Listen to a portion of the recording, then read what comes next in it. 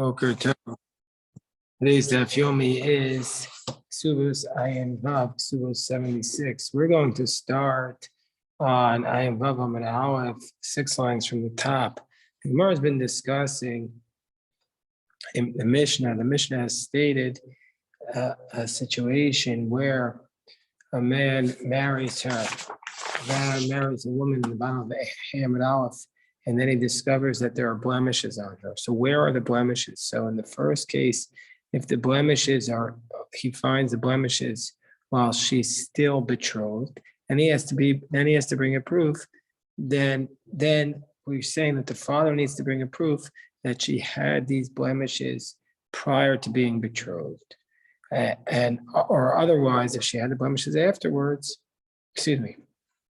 I'll say this again. In a situation where she has blemishes and she's still living in her father's home, and the father needs to bring the proof, just the opposite, that the blemishes happened after she became betrothed. And so therefore it's the man's bad luck, as we say, Mistakva Sadeo.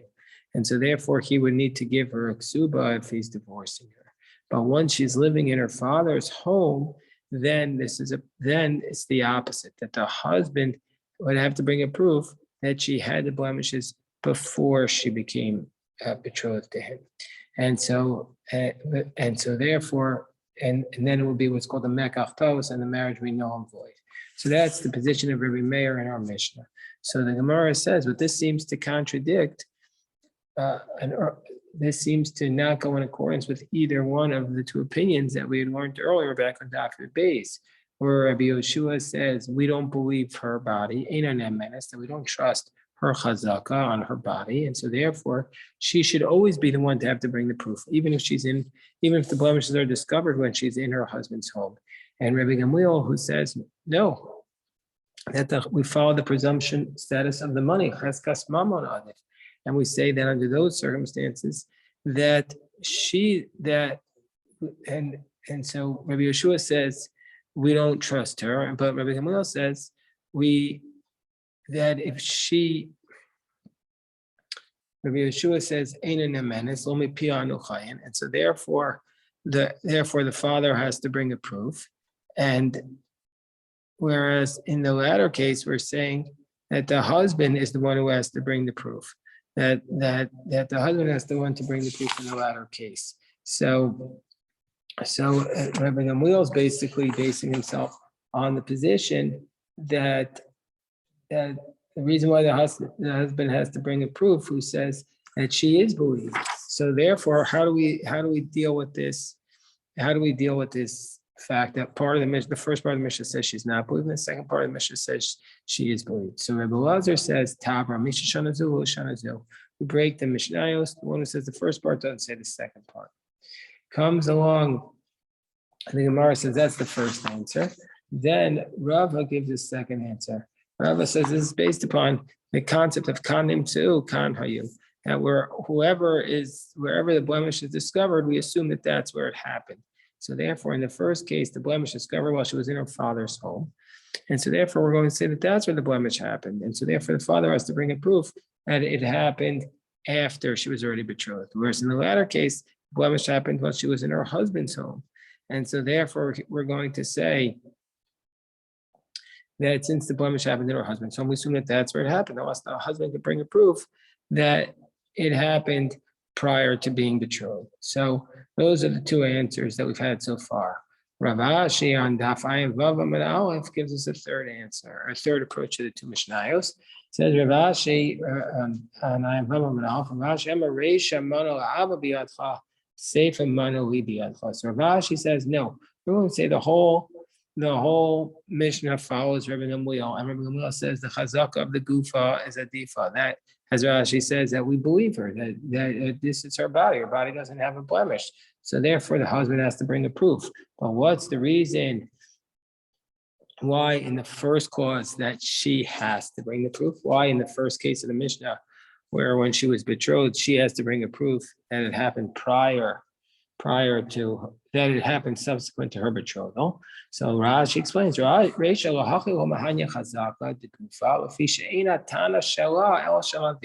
fundamental difference is the reason why in the Reisha she's not believed is because there her claim is not on her own behalf, but it's on her father, because while she's betrothed, her father gets the ksuva. And so therefore it's as though she's making the claim, you have money from my father in your hand. And so therefore, with respect to with respect to the father, we don't say that her guf helps her chazaka. That's what Rav Ashi says. She's making a claim on behalf of somebody else, and so therefore her chazaka doesn't work. Whereas Seifa, in the concluding clause, where we say that we do believe her chazaka, there she's making the claim for her own money. But she's saying, give me the ksuba, because there's already nisuin. So there she's making the claim on her own behalf, and so therefore the chazaka works. Why it should be that way, that the chazaka only works if it's for you, but not for other people. That's a discussion, that's a claim that's discussed amongst the Rishonim. But that's the statement that Rav Ashi makes it as interpreted by Rashi.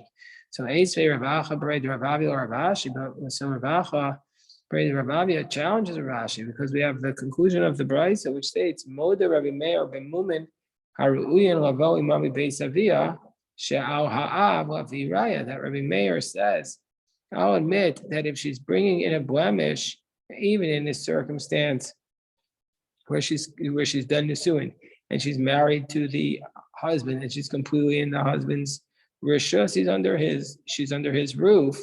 So Rabbi Meir would admit that in that case, even though we said the husband has to bring a proof, but if it will be a type of blemish that typically speaking is a very old blemish, that the father has to bring the proof under those circumstances. Meaning, if it's something that's obviously from there, the father has to bring a proof.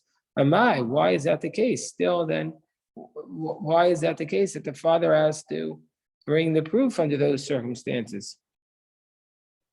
Isn't she already in her husband's home? Isn't that a claim where she gets the ksuba? So why do we say that the father has to bring the proof there? So the Gemara says, so here we're talking about a case where it's such an obvious pre-existing blemish that it couldn't have possibly developed in the father's home, in the husband's home, like an extra digit on her hand, an extra finger. Clearly, that's not something that just develops once after you got married. So therefore, the father can bring the proof there and get the money for that. So therefore, under those circumstances. And therefore, under those circumstances, she has to bring the proof if she wants to get the money, even though it's a claim for herself. So the Gemara says, but my raya might see, well, under those circumstances, what possible proof could you bring? It's very clear that the finger, what the extra finger was there prior to the betrothal.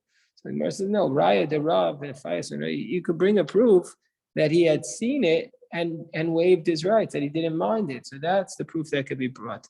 But even under those circumstances, the burden of proof shifts to her to bring it, even though it's a case where give me my money, because it's such an obvious circumstance there. It's such an obvious pre-existing blemish. So now the Gemara says, let's go back to this dispute. We're going to connect now to through all Shas. So what is this case? I'm Rabbi Yehuda, I'm Shmuel. So Shmuel taught Hamachlef para b'chamor. So somebody who is trading his cow for a donkey. So a person who owns a donkey is walking along and he sees a cow. His donkey is back in his backyard. He says, I really like your cow. And he says, I'm going to trade you my donkey for my cow. And the guy agrees. So the guy who owns the donkey is back in his backyard. He pulls the cow. He said, that's how you acquire a cow. You pull it, you lead it. So he led the cow. But clearly the owner of the cow couldn't pull the donkey because the donkey's back in the other person's backyard. And now they show up and they say, let's go get the donkey. And turns out that at some point recently the donkeys died. So the donkey died, but we don't know if the donkey died prior.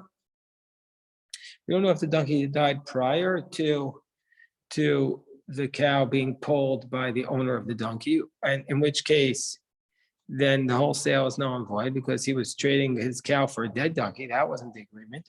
Or if it died afterwards, and then the sale is valid, and then the owner of the cow is now out a donkey. So what do we do under these circumstances? So Shmuel says, Al ba'al chamor lavi raya. Sheyachamoro kayam b'shas mashichas para. He says it's the owner of the donkey's responsibility, the initial owner of the donkey's responsibility to bring a proof that, yeah, my donkey was alive when the cow was pulled. He said, I pulled the cow at 12:05, and he'd have to, let's say, bring witnesses or video evidence that the donkey was alive then, and then he could keep the cow. The Tana Tuna Kawa, and the Tana brought as a proof for this the case of a Kawa. And he brought as a proof for this statement the Tana, the case of the bride, where did the blemishes of the bride develop? So here we're saying that in this case, the owner of the donkey is the one whose responsibility to bring the proof, the initial owner of the donkey. So the Gemara says, Hi Kawa, which case of our Mishnah is support for the statement of Shmuel?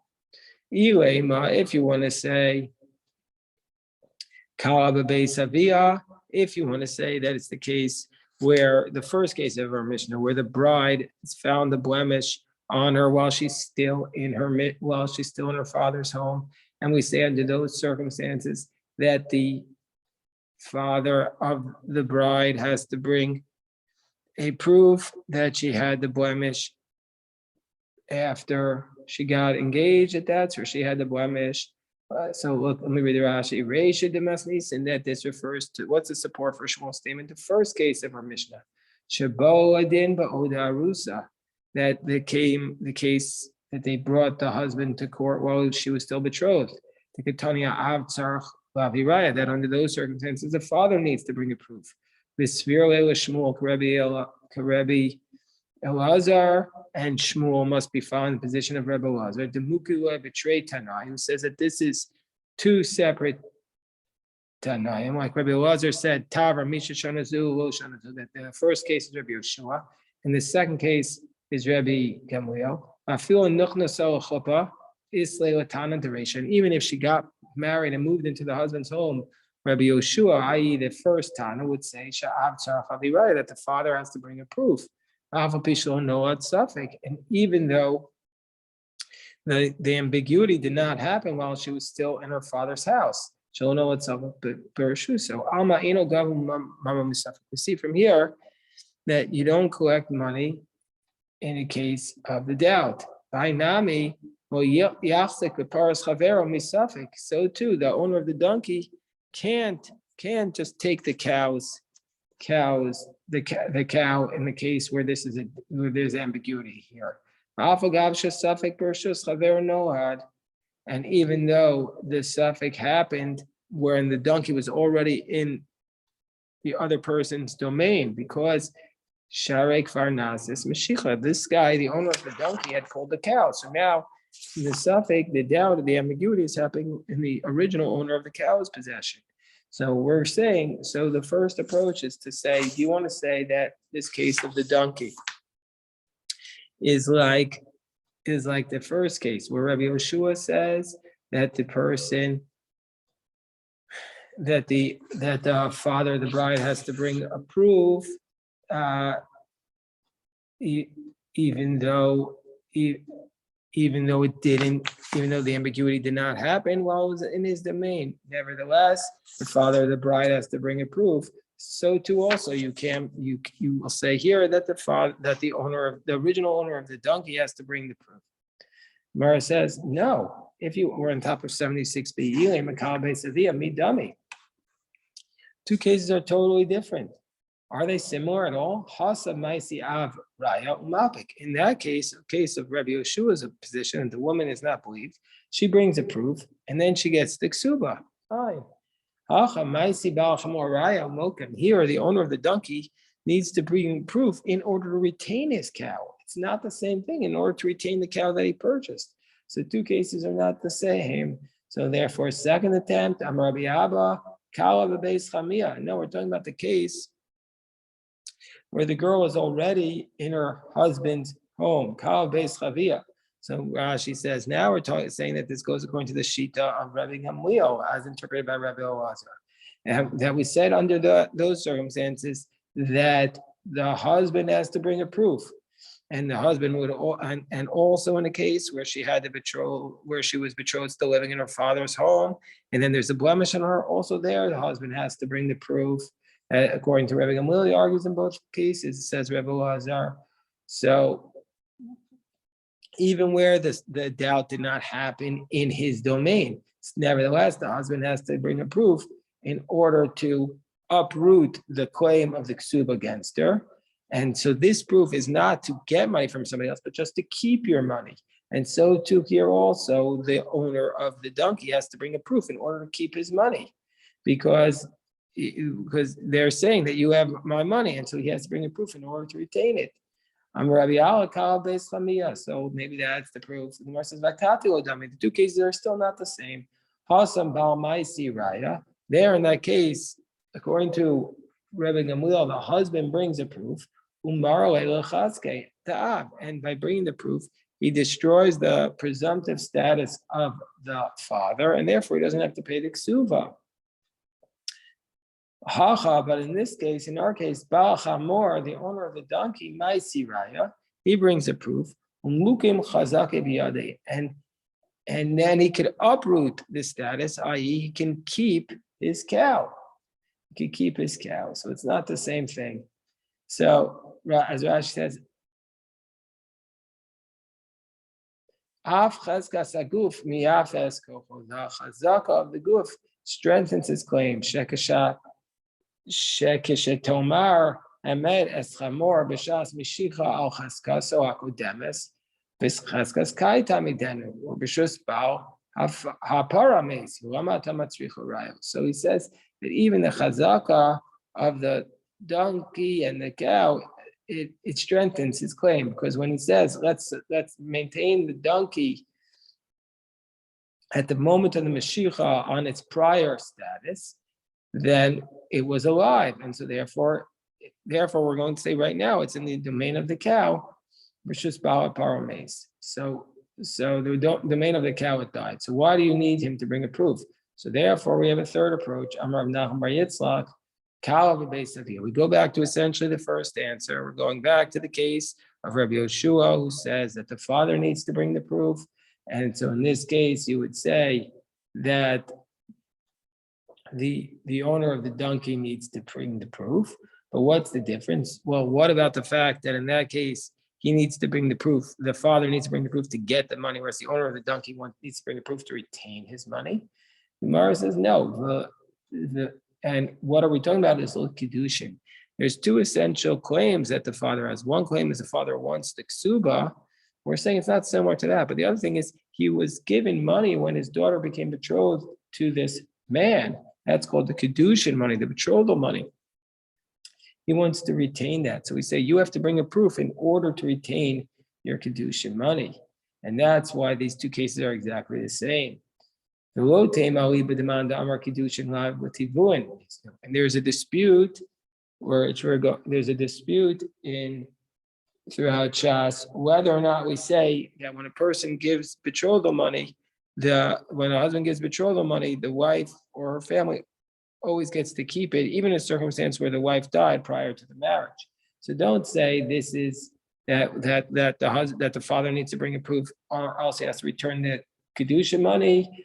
Don't say that this only goes according to the one who says that Kedusha money is not really yours. You'd have to return it under circumstances where the marriage doesn't take place. Even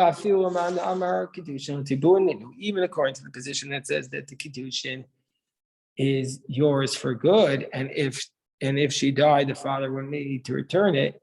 But that's only where it was an absolute certain Kedushin. But here we have a claim that maybe the Kedushin was done under mistaken premises, meaning maybe she had a blemish at the time. And he might see raya in low. So there, the father would have to bring a proof in order to keep the betrothal money. And if he doesn't bring the proof, he wouldn't be able to. And so therefore, we say that this case, the first case of our Mishnah, is just like the case that Shmuel says in the name of the donkey, that the owner of the donkey, the initial owner of the donkey, would have to bring a proof in order to keep the cow. The Gemara challenges this statement of Shmuel that Rav Yehuda said in his name. The Gemara challenges it from a case of a brisa that discusses the laws of treifa of an animal that has a needle. If the needle goes through both walls of the stomach, then we would say the animal is a treifa. But if it only goes through one wall of the stomach, then the animal is not a treifa. And furthermore, if the needle penetrated the walls subsequent to the slaughter of the animal, then we'd also say the animal is not a treifa because the animal is already dead. So Gemara says, we challenge this from a brisa, meisave. So what does the brisa say?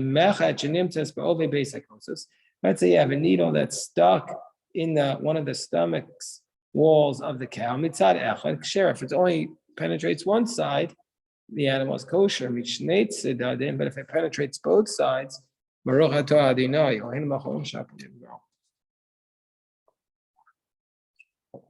if it penetrates both sides, we're going to say it's treifa. If it penetrates both sides, we're going to say then the animal is treif. Let's say there's some blood on the needle, then it's clear that the needle penetrated the stomach prior to the slaughter and the animal's treifa. But if there's no blood on it, then it's clear that the penetration happened after the slaughter and the animal would be kosher. And if there was blood on it, then it happened prior to the slaughter and the animal would be not kosher. So now we're talking about a circumstance. We want to know, when did this penetration happen? When did the rupture of the wall of the animal happen? The penetration of the wall. So if there was a scab that developed, then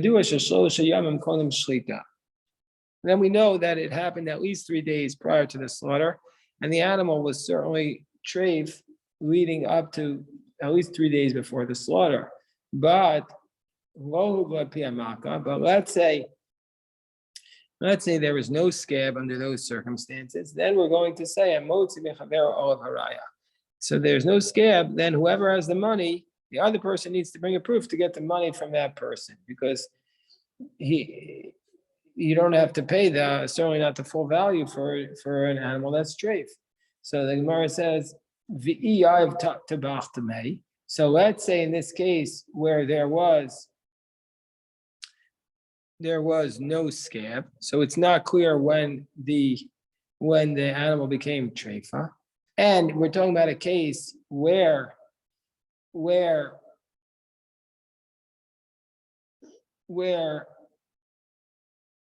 as Rashi says, if the butcher had given the money to the supplier, now we say from here that the butcher is the one who needs to get the money, and it's his responsibility. And if he can't find a proof, then we're going to say that the supplier is the one who keeps the money. He's going to keep the money. And so we say, nevertheless, even though it was his animal that he found the thing that was problematic. So isn't this case similar to the donkey of Shmuel? So in this case, we don't say that the supplier has to bring a proof. We're saying that the butcher, the butcher, the slaughterer has to bring the proof. But why? The doubt was found in the initial owner's animal. So the Gemara asked that question. And if the butcher had given the money to the supplier, the butcher needs to bring a proof, and then he can get his money. Why don't we say that the initial owner of the animal should give the proof, and then he could keep his money, just like the case of the owner of the donkey having to bring a proof. So the Gemara says, well, but the butcher must not have paid him. He had the animal, he slaughtered it, but he didn't pay the supplier. The Gemara says, well, my psaka, why would you draw that conclusion that the guy gave him an animal which he didn't pay it? And he didn't pay. Nobody does. Very few people do that. So the Gemara says, El Kiasi Ran Bar Yecheskel. Ran Bar Yecheskel showed up. He said, Lo tatzitinu lahani klali dekayal Yehuda achi mishmei Shmuel. He says, you don't listen to how my brother interpreted Shmuel's position. This is what Shmuel said. Kol shenoad safek pershu. So wherever an ambiguity arose in kol shenoad safek pershu, so alav haraya. Wherever an ambiguity arose in somebody's possession, he has to bring a proof. Meaning to say, just the opposite of the way we're learning is. Who has to bring a proof? The owner, the initial owner of the cow, because now the donkey's in his possession. It's his responsibility to bring a proof that indeed the donkey had died prior to him getting to him selling the cow. Otherwise, he's out of luck. So that's the exact opposite. V'tani tuna kawa, and we brought a proof from the case of the bride, where we say under those circumstances, tani tuna kawa, and so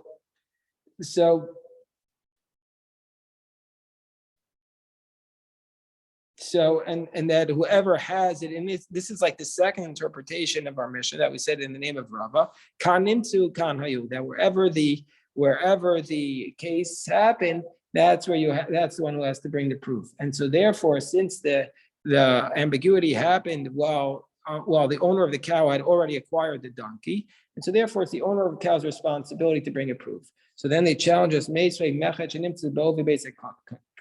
it challenges from the case of the needle that was found, and we say that under those circumstances, where we say that the needle was found between where the needle was found, that he has to bring the proof under those circumstances. So we say, and if the butcher had not given the money, that the owner of the animal would need to bring a proof to get the money from the butcher. Why don't we say that the ambiguity happened in the domain of the butcher, and so therefore he has to bring that the butcher should have to bring the proof. So the Gemara's answer is no. The yav tabach tamei, he's already paid. So therefore the ambiguity is happening in the domain of the supplier, and so therefore so in the domain of the butcher, and so since the domain is happening in the domain of the butcher, therefore the butcher has to bring the proof. So the Gemara says, "Umay psaka." So why do we assume that that's what's going on? So the Gemara explains, "Stama the milsa kama lo yav inish luze lo yav inish chiyusa," because that's a basic point. Until the person pays, he hasn't got the animal yet. So therefore, we assume that the butcher paid, and so it was in his domain, and that's why he's the one who has to bring the proof.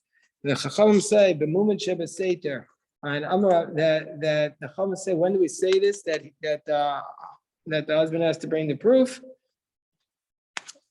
If it's only, when do we say that the father has to bring a proof? If it was a concealed moon, but if it was a revealed one, then he can't make that claim. So in Amar of Nachman v'nichba, so what is the case of nichba's epilepsy or seizures? Kemumen sheba seiter dami. They are like concealed blemishes, and so therefore under those circumstances, the husband couldn't have known it, and the father has to bring a proof.